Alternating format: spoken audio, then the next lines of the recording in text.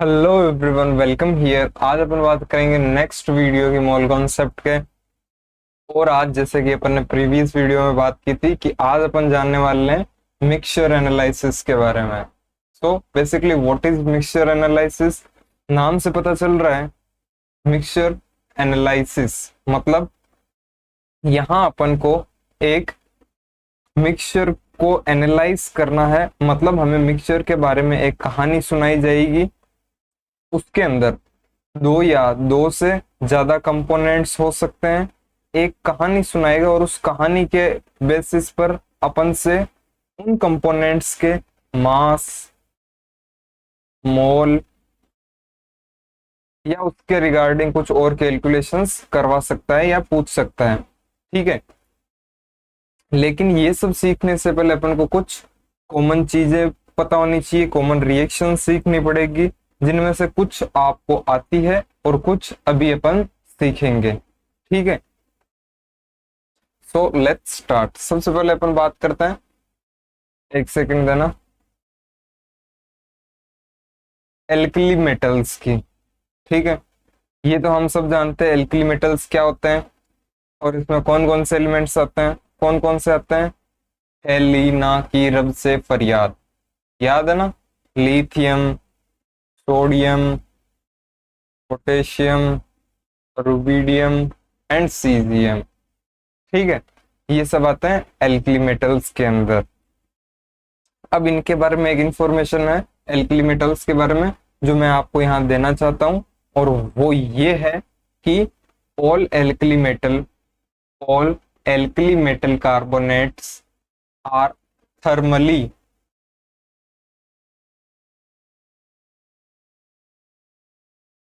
Thermally stable and do not decompose on heating. मतलब जो alkali metals के carbonates होंगे, इन मेटल्स के जो कार्बोनेट्स होंगे वो नेचर के अंदर क्या होता है?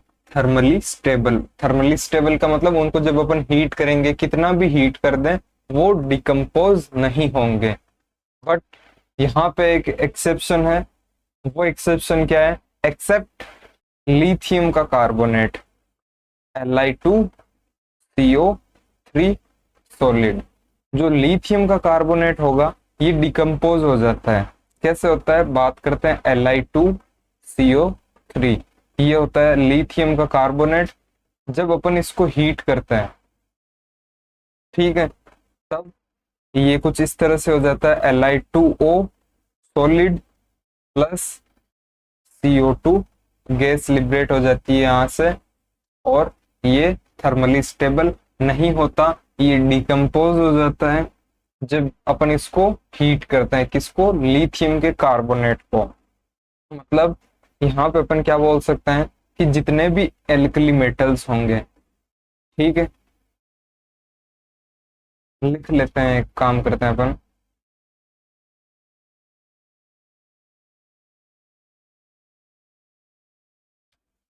All alkali metals accept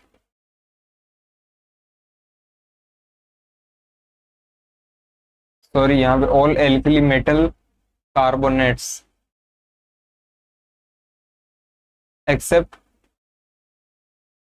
lithium carbonate are thermally stable. Thermally stable means they do not decompose on heating. उन्हें कितना भी हीट कर दें अपन, कितनी भी हीट दे दें, बट वो डिकम्पोज नहीं होते, इसलिए अपन उनको थर्मली स्टेबल बोलते हैं। लिथियम के कार्बोनेट को अपन ने देख ही लिया, Li2CO3 सॉलिड। जब अपन इसको हीट देते हैं तब ये Li2O प्लस CO2 में कन्वर्ट हो जाता है और CO2 गैस लिबरेट करता है और ये डिकम्पोज हो जाता है आसानी से। तो यहाँ पे अपन ब्रैकेट में लिख देंगे डिकम्पोज ऑन हीटिंग। क्लियर? और अपन ने यहाँ पे अपन ने क्या बात की थी? एल्कली मेटल्स के जो कार्बोनेट्स होंगे लिथियम को छोड़ के, वो थर्मली स्टेबल होते हैं। मतलब अपन इन जनरल ऐसे लिख सकते हैं, मेटल कार्बोनेट्स, और यहाँ पे एम कौन सा मेटल होगा, लिथियम को हटा देते हैं, सोडियम, पोटेशियम, रुबिडियम, ये सब। तो मेटल कार्बोनेट सॉलिड को जब अपन हीट देंगे, कितनी भी हीट प्रोवाइड कर दे, वो डिकम्पोज नहीं होता, बिकॉज डू नॉट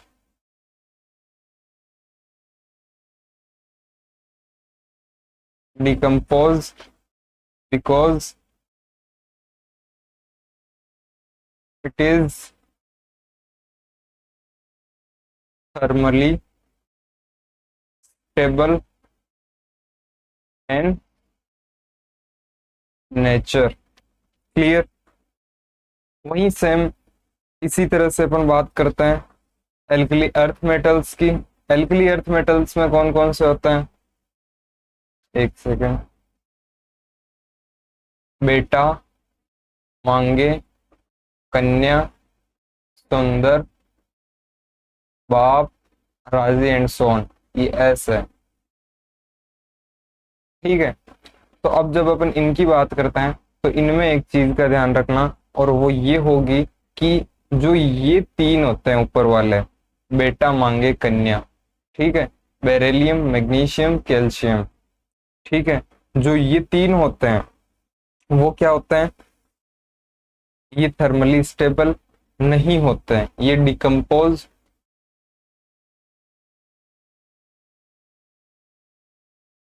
हो जाएंगे।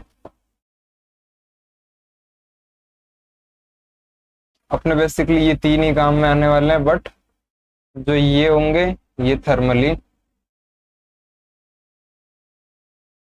स्टेबल एंड डू नॉट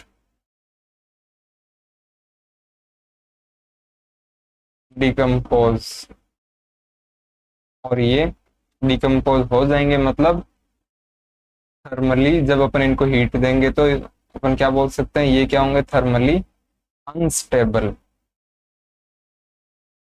तो इनकी जो रिएक्शंस अपने पास आएगी वो कुछ इस तरह से आएंगी।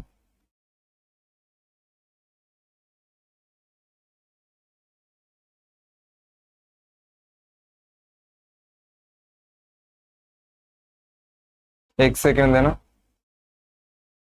सॉरी कुछ सिस्टम प्रॉब्लम आ गई थी, बट फिर अपन बात करते हैं एल्कली अर्थ मेटल्स की, जिनके अंदर अपन ने बात की थी बेरिलियम, बेटा, मांगे, कन्या, सुंदर, बाप, राजी एंड सोन। ठीक है। तो इनमें से जो ऊपर के तीन होंगे, कौन से, बेटा, मांगे, कन्या, ये तो होंगे thermally unstable, because these metal carbonates, these metals carbonate can be easily decomposed on heating।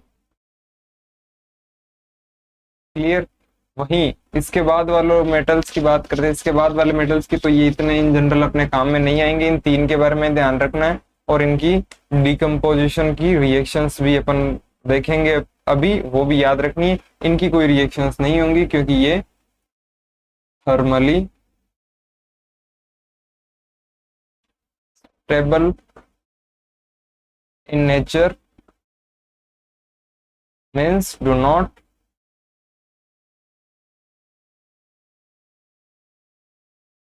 Decompose on heating.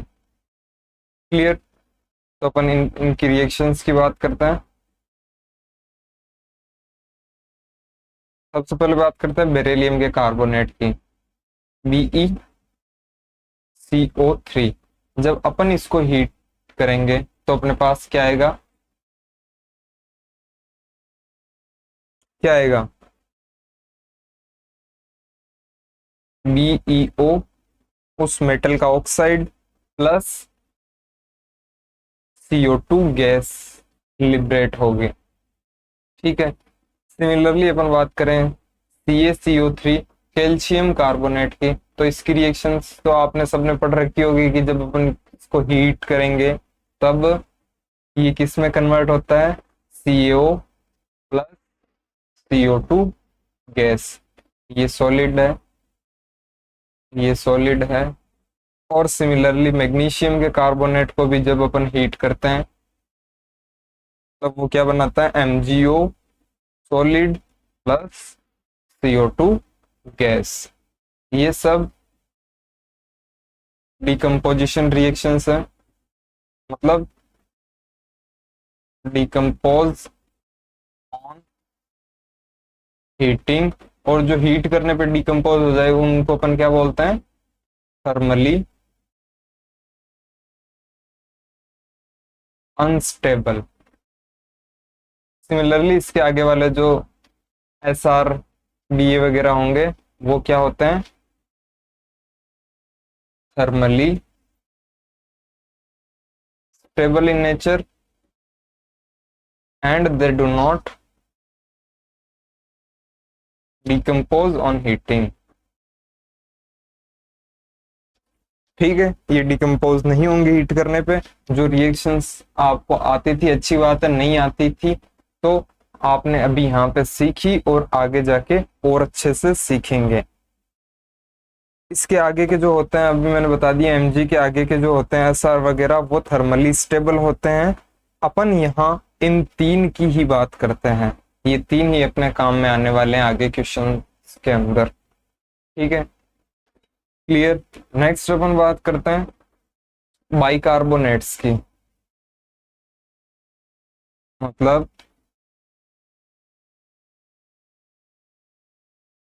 एक सेकंड, हाँ अपन बात करने वाले हैं बाइकार्बोनेट्स की। लाइक अपने पास जैसे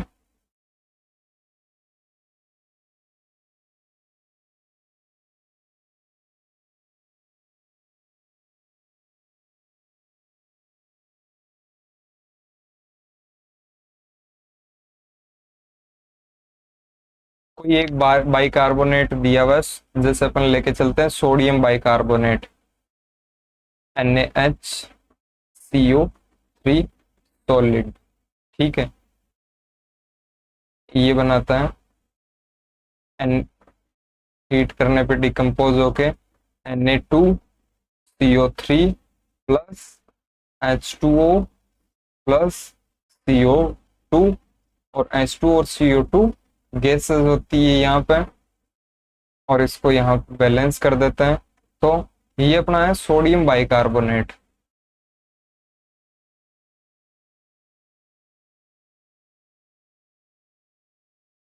ठीक है, इसको हीट करने पे अपन को क्या मिला, सोडियम का कार्बोनेट और हाइड्रोजन, सॉरी H2O और CO2 गैस। ठीक है, तो मैं यहाँ पे क्या बोल सकता हूँ, किसी भी बाइकार्बोनेट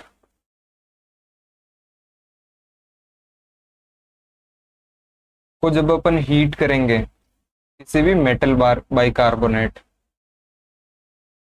बाइकार्बोनेट को जब अपन हीट करेंगे तो अपन को क्या मिलता है, क्या मिलता है, अपन को मिलेगा यहाँ पे उस मेटल का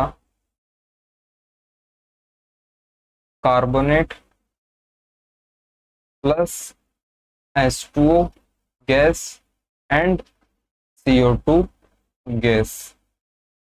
ठीक है, ये चीज अपन को ध्यान रखनी है बाइकार्बोनेट के केस के अंदर, कि किसी भी बाइकार्बोनेट को हीट करेंगे, अगर चाहे वो एल्कली मेटल्स हो या एल्कली अर्थ मेटल हो, तो अपन को प्रोडक्ट में हमें क्या मिलेगा, उस मेटल का carbonate plus CO2 and H2O gas की फॉर्म में मिलेंगे। क्लियर, ये चीज आपको समझ में आई। अब अपन नेक्स्ट बात करते हैं एक पॉइंट की, और उस पॉइंट में लिखा हुआ है अपने पास कि any loss in mass during a chemical reaction is basically due to evolution of gases। ठीक है, अब आप मेरे को बताना, CaCO3 का अपने पास सैंपल है कैल्शियम कार्बोनेट का, ठीक है, ये यहाँ पे सॉलिड की फॉर्म में है और किसी ओपन वेसल के अंदर अपन इस रिएक्शन को करवा रहे हैं। तो इसको जब अपन ने हीट किया तो अपने पास बना एक तो CaO solid plus CO2 gas, और यहाँ पे जो ये CO2 गैस है ये लिबरेट हो जाएगी अगर ओपन वेसल होगा तो यहाँ पे अपन क्या मान सकते हैं कि जो लॉस इन मास हुआ, लॉस इन मास, वो किसकी वजह से हुआ, लिबरेशन ऑफ गैसेस की वजह से ही तो हुआ, क्योंकि ये CaO सॉलिड की फॉर्म में, ये तो कंटेनर में पड़ा रहेगा नीचे, बट गैस होगी, वो गैस क्या हो जाएगी, उड़ जाएगी। ठीक है, तो अपन यहाँ पे क्या बोल सकते हैं, any loss in mass during a chemical reaction is basically due to what, evolution of gas, क्योंकि गैसेस उड़ जाती है। हालांकि इन केस अगर अपने पास क्लोज टाइप वेसल दे रखा हो तब अपन ये कंसिडर नहीं करेंगे कि गैस के मास माइनस कर दें या जो भी अपन आगे क्वेश्चन में बात कर लेंगे। अब एक छोटी सी टर्म आती है अपने पास, वो उसका नाम है रेजिड्यू, इसकी बात करते हैं। तो व्हाट इज रेजिड्यू, ठीक है, any solid left after decomposition, मतलब डिकम्पोजिशन के बाद में जो भी सॉलिड रिमेनिंग रहेगा वो ही अपना होगा रेजिड्यू। लाइक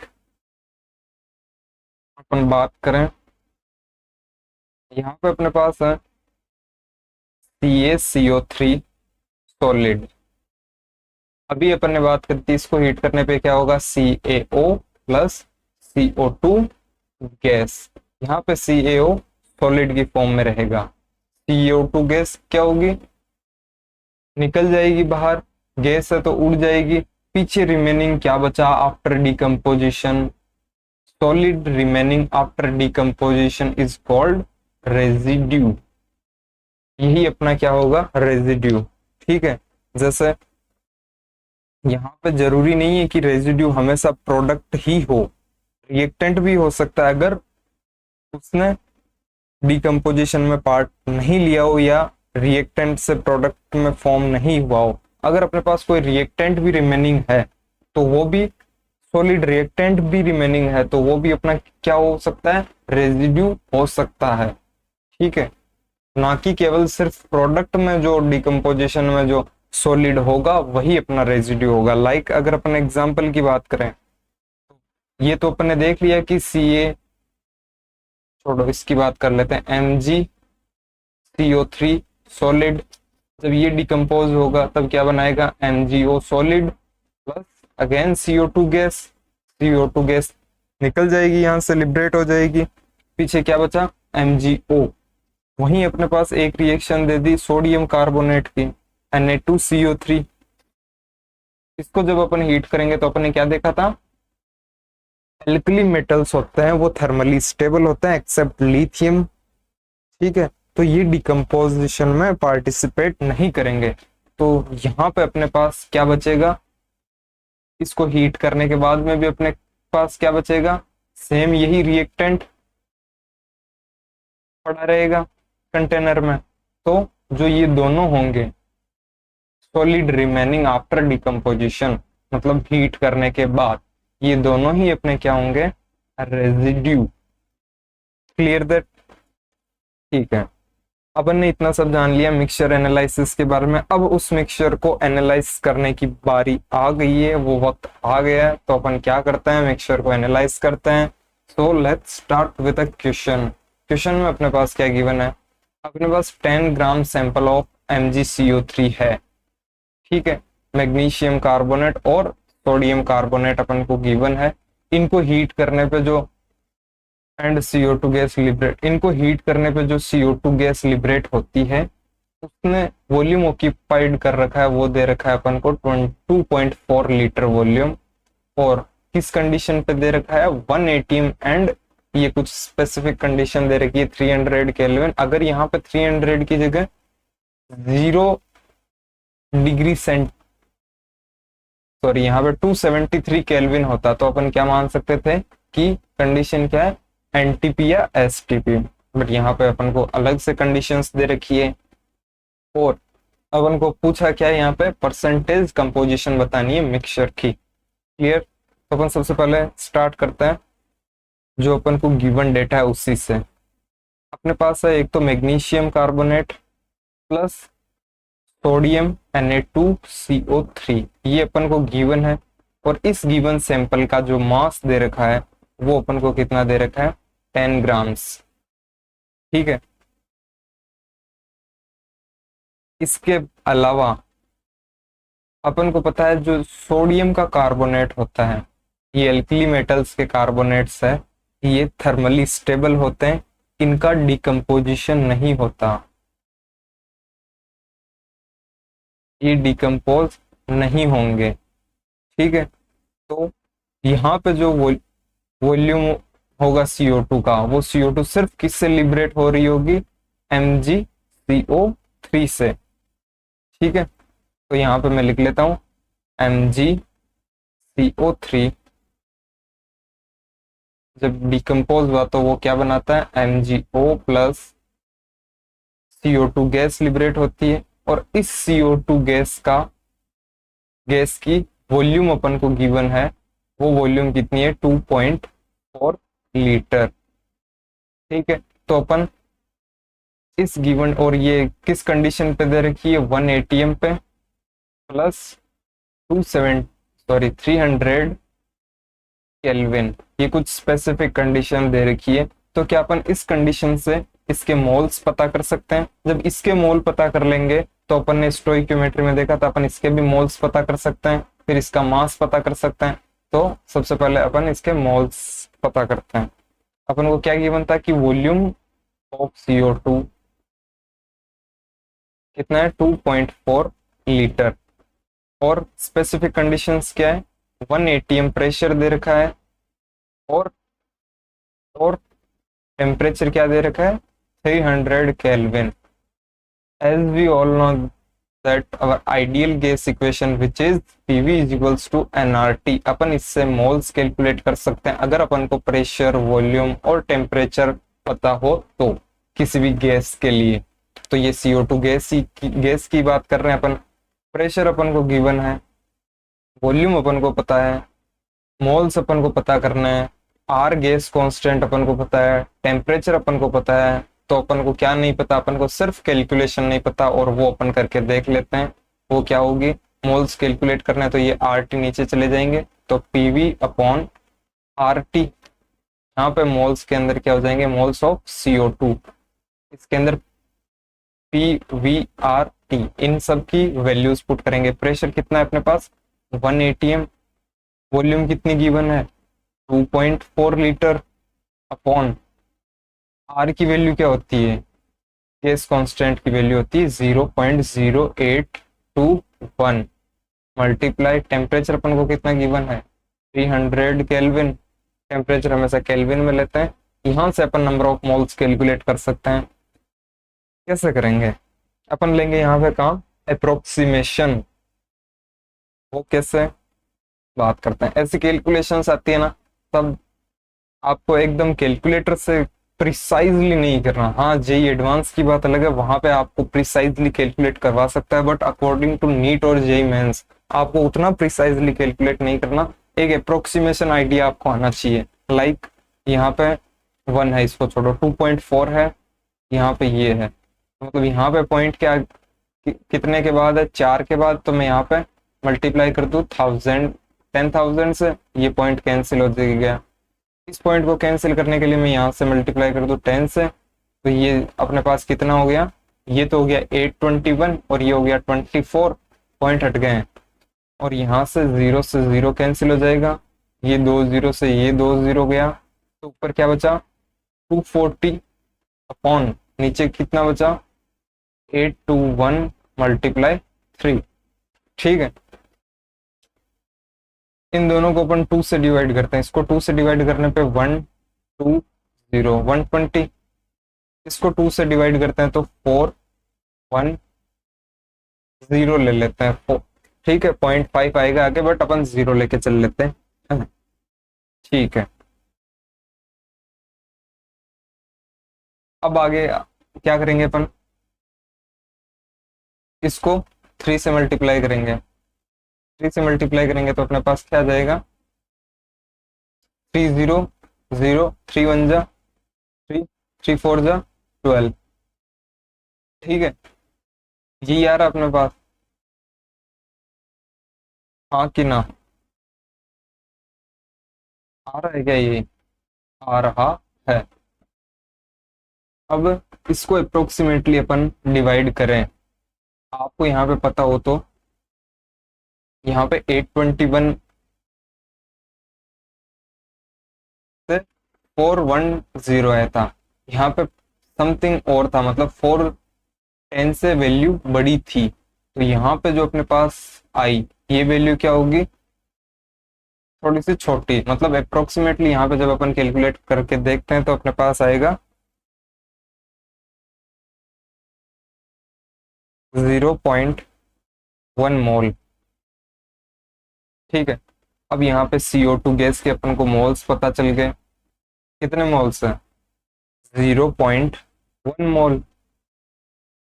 अब यहाँ पे स्टोइक्योमेट्रिक रेशियो देखना आप, इसका भी 1 है, इसका भी 1 है, इसके 1 मोल से इसका 1 मोल बन रहा है, तो इसके 0.1 मोल से इसका भी कितना बनेगा, 0.1 मोल। अब अपन को मास पता करना हो, मोल से मास करते हैं तो अपन मोलिकुलर वेट से मल्टीप्लाई करते हैं, तो MgCO3 का मोलिकुलर वेट होगा, वो आप कैलकुलेट करके देखना, 84 आएगा। तो यहां से अपन मल्टीप्लाई कर देते हैं 0.1 को 84 से, तो अपने पास क्या आ जाएगा, 8.4 ग्राम MgCO3। अब बताना यहाँ पे अपन को क्या पता चल गया, एक सैंपल था,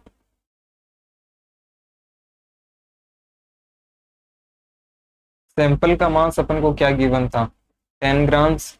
उस सैंपल में क्या क्या थे, एक तो MgCO3 और दूसरा Na2CO3। इसका मास अपन को पता चल गया है कितना, 8.4 ग्राम। तो इसका भी अपन बता सकते हैं कितना, 10 माइनस 8.4 विच इज क्या होगा, 1.6 ग्राम। दोनों का मास आ गया, तो अपन इनके परसेंटेज कंपोजिशन बता सकते हैं मास की। तो सबसे पहले बात करते हैं percentage composition of MgCO3 by mass. Percentage composition of mass का फॉर्मूला क्या था, उस मास का weight upon total weight into 100। कितना है इसका weight, 8.4 upon total weight sample का 10 मल्टीप्लाई 100, तो ये अपने पास कितना आ गया, 84%। वहीं अपन बात करें इसकी percentage composition of Na2CO3 sodium carbonate by mass. जब कुछ गिवन नहीं हो तो अपन परसेंटेज कंपोजिशन बाय मास ही लेके चलेंगे अपन, और अगर मोल्स पूछे तो मोल्स भी बता सकते हैं, उसके मोल्स अपॉन टोटल मोल्स। तो यहाँ पे अपन क्या लिख सकते हैं, टोटल 100% होता है, उसमें से 84% किसका हो गया, MgCO3 का, तो पीछे कितना बचा, 16%। या फिर अपन ऐसे बोल सकते हैं इसका कितना मास था, 16, टोटल कितना मास था, टोटल कितना था 10, सॉरी 1.6, 10 मल्टीप्लाई 100, तो यहाँ से भी 16% आता अपने। क्लियर, ये क्लियर है कि नहीं, ओके आगे चलते हैं। नेक्स्ट अपने पास एक क्वेश्चन और दे रखा है, उस क्वेश्चन में अपन को दे रखा है determine the percentage composition of a mixture. कौन सा परसेंटेज कंपोजिशन, जब कुछ नहीं दे रखा हो तो परसेंटेज कंपोजिशन बाय मास लेके चलेंगे अपन। तो यहाँ पे अपन से पूछा है determine the percentage composition of a mixture of anhydrous sodium carbonate and sodium bicarbonate from the following data. ठीक है, डेटा अपन को क्या गिवन है, एक तो अपन वेट ऑफ मिक्सचर अपन को दे रखा है, टोटल वेट कितना है 2 gram, loss in weight due to heating कितना दे रखा है 11.11 gram. Loss in weight due to heating means जो गैसेस लिबरेट हुई उनका मास अपन को गिवन है। ठीक है, सबसे पहले अपन को एक सैंपल दे रखा है जिसका मास अपन को गिवन है 2 ग्राम। सैंपल में क्या क्या दे रखा है अपन को, एक तो दे रखा है अपन को सोडियम कार्बोनेट Na2CO3 और एक क्या है sodium bicarbonate NaHCO3।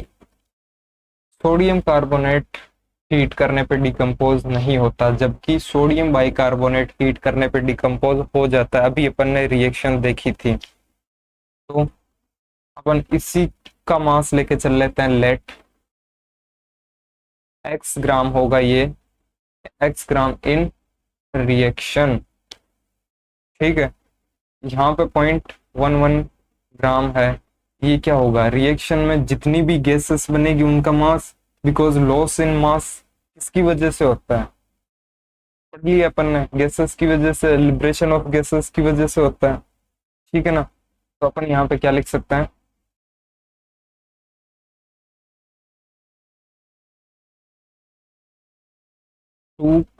2NaHCO3 gives on heating Na2CO3 solid की फॉर्म में प्लस H2O गैस। बाइकार्बोनेट को जब हीट करते हैं तो क्या बनता है, उसका कार्बोनेट और H2O और CO2 गैस लिबरेट होती है। ये जो दोनों गैस लिबरेट हुई, ठीक है, इनका अपन को मास दे रखा है 0.11 ग्राम्स। ठीक है, तो अपन क्या बोल सकते हैं कि इसके 2 मोल से इनके कितने बन रहे हैं, 1-1 मोल। तो अपन यहाँ पे बोल सकते हैं 2 इंटू, यहाँ पे 1 मोल क्या होता है, उसके मोलर वेट के बराबर। मोलर वेट क्या होता है, mass of that element in 1 मोल। तो यहाँ पे इसका NaHCO3 का अपन लेके चलते हैं 84 मोलर वेट। ठीक है, 84। ठीक है, तो इसमें इसके कितने होंगे, H2O के कितने होंगे, H2O का कितना होता है 18 मोलर मास, प्लस CO2 का कितना होगा 44 ग्राम, और ये क्या होगा टोटल गैसेस मास, ये गैसेस का टोटल मास हो जाएगा। तो मैं यहाँ पे अगर 1 ग्राम का पूछूं तो वो क्या हो जाएगा, ये 18 + 44 कितना हो जाएगा 62, है ना, अपॉन ये वैल्यू नीचे चली जाएगी 2 × 84।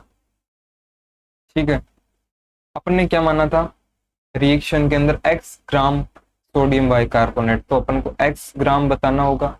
वो कितना होगा, x ग्राम के लिए क्या हो जाएगा 62 अपॉन 2 × 84 × x, और उसका अपन को जो गैसेस का टोटल लिबरेट हुई थी उसका मास अपन को कितना दे रखा था 0.11 ग्राम। तो ये अपने पास आ गई एक इक्वेशन, है ना। यहां से अपन x की वैल्यू कैलकुलेट करेंगे, कैसे करके देखेंगे। तो अपने पास क्या था 62 अपॉन 2 × 84 × x which is 0.11। यहां से 2 पॉइंट अपन x की वैल्यू कैलकुलेट करते हैं x, तो यहाँ पे 0.11 × 84 और 2 ऊपर चला जाएगा इधर और ये नीचे आ जाएगा। तो अपन यहाँ पे क्या लिख सकते हैं 2 × 84 अपॉन 62। सबसे पहले 2 से ये गया कितना 31 टाइम्स। और जब अपन इनको आगे सोल्व करेंगे तो अपने पास x की वैल्यू आएगी, वो आएगी, चलो वो वन देखते हैं, पहले करके देख लेते हैं। 31 को 84 से करेंगे तो ये कितने टाइम्स जाएगा, अप्रोक्सीमेटली 2.7 के समथिंग जाएगा। आप कैलकुलेट करके देख लेना। तो यहाँ से x की वैल्यू अपने पास आ जाएगी 0.11 मल्टीप्लाई 2.7। ठीक है, तो इसको सोल्व करेंगे तो अपने पास आएगा अप्रोक्सीमेटली 0.297। कैलकुलेशंस तो आपको करनी होगी, इसको अपन अप्रोक्सीमेटली लिख सकते हैं 0.3 ग्राम्स। क्या है, NaHCO3। सैंपल में अपने पास था Na2CO3 और NaHCO3। इसका मास अपन ने कैलकुलेट कर लिया 0.3। टोटल मास अपन को दे रखा था 2 ग्राम सैंपल का, तो यहाँ पे कितना ले लेंगे, 2 माइनस 0.3 विच इज 1.7 ग्राम। तो अपने पास इसकी वैल्यू भी आ गई। अब अपन इनका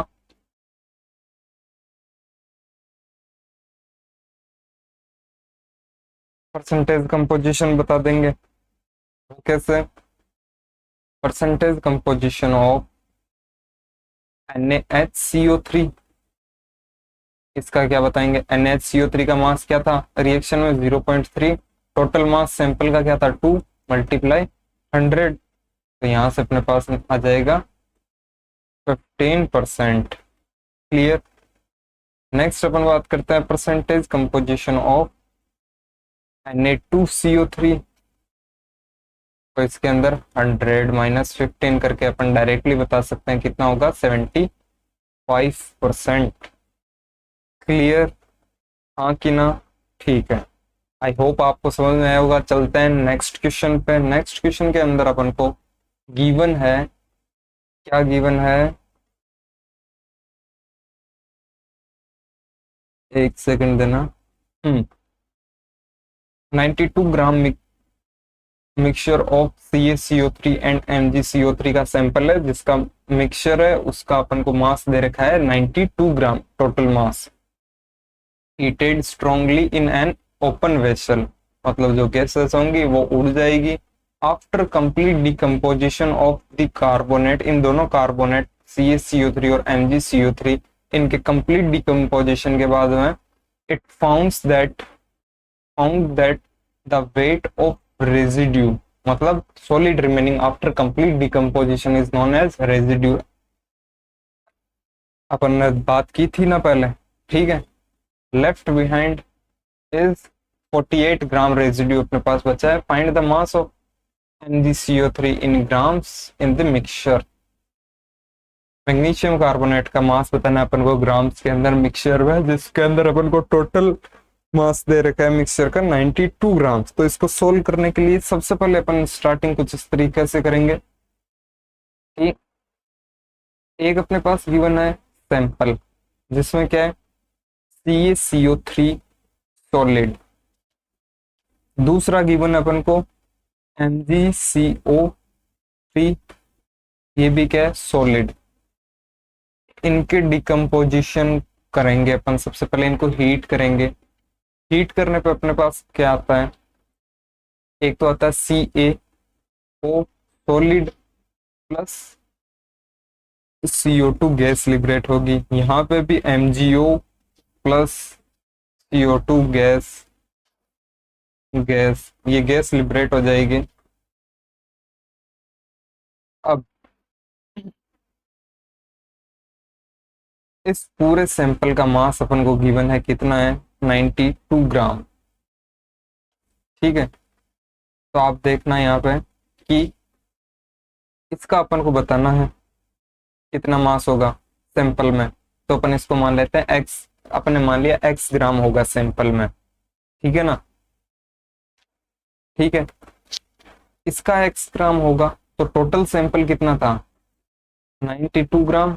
उसमें से x ग्राम उसका हो जाएगा तो माइनस x कर देंगे। तो यहाँ पे अपने पास क्या जाएगा, CaCO3 का मास। जब एक मोल से इसका एक मोल बन रहा है, मतलब इसके 100 ग्राम इसका मोलर मास होता है, उससे इसके 56 ग्राम्स फॉर्म हो रहे हैं। तो 1 ग्राम से कितना हो जाएगा, 1 ग्राम से कितना हो जाएगा, 56/100।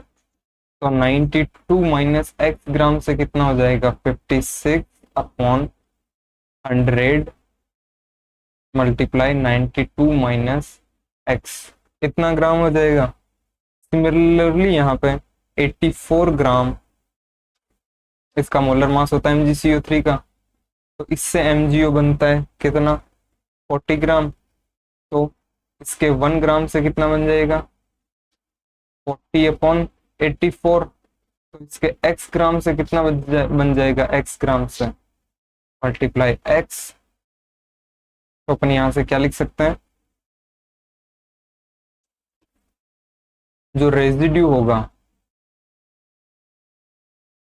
वो क्या होगा, एक तो होगा MgO, एक होगा CaO, और वो टोटल कितना दे रखा है अपन को, क्वेश्चन के अंदर अपन को गिवन है 48 ग्राम रेजिड्यू होगा। तो यहां से MgO और CaO इनका मास लिख लेते हैं। और वो क्या था, MgO का क्या आया था अपने पास, 40/84x, प्लस CaO का क्या था, 56/100, 92 माइनस x, ये कितना हो जाएगा, 48 ग्राम। ये कैलकुलेट करके आप बता सकते हो x की वैल्यू। ठीक है, जब नीट वालों के लिए इतना मतलब डीप में जाके कैलकुलेशन नहीं करवाएगा, मैथ्स वालों के लिए इतनी डीप कैलकुलेशंस मतलब इजी है, डीप तो क्या ये हो सकती है और ये आपको आनी चाहिए। मैं मैथ्स थोड़ी पढ़ा रहा हूँ आपको, केमिस्ट्री पढ़ा रहा हूँ, तो मैथ्स आपको आनी चाहिए। मेरे को क्या पता आ रही हो ना आ रही हो, उससे मैटर नहीं करता, मैटर क्या करता है, आपको आनी चाहिए। तो यहाँ पे आपका होमवर्क है एक्स की वैल्यू कैलकुलेट करना। जब एक्स की वैल्यू आप निकाल लोगे, ठीक है, तो 92 माइनस एक्स करके इसका मास भी बता दोगे, बट क्वेश्चन में अपन को सिर्फ इसका मास पूछा है, वो आप इजीली बता दोगे। क्लियर, हाँ कि ना, ठीक है। तो आज की वीडियो को अपन यहीं पे एंड करते हैं, और नेक्स्ट वीडियो के अंदर अपन बात करेंगे POAC। किसकी बात करेंगे, POAC मतलब प्रिंसिपल ऑफ एटम कंजर्वेशन। उसके अंदर अपन क्या देखते हैं कि किसी भी केमिकल रिएक्शन के अंदर number of atoms remain conserved, so mole of atom will also remain constant. ये लाइन आपको समझ में नहीं आई होगी, आपको लग रहा होगा ये क्या बोल रहा है।